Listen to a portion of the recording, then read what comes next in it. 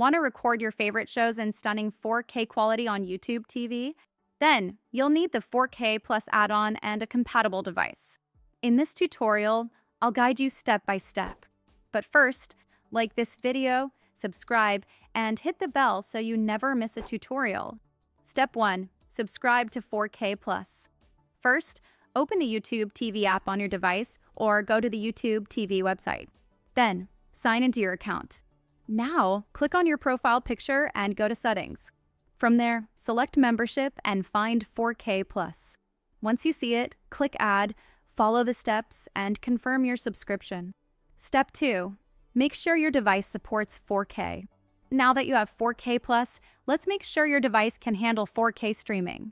You'll need a 4K compatible smart TV, streaming device, or console. Some supported devices include Roku Ultra, Apple TV 4K, Chromecast with Google TV, and certain gaming consoles. Also, check that your internet speed is fast enough for 4K streaming. Step 3. Find and record 4K content. Now that everything is set up, let's start recording. Open YouTube TV and go to the live guide, or simply use the search bar. Look for shows and events labeled with 4K. Once you find something you want to record, click on it and select Add to Library.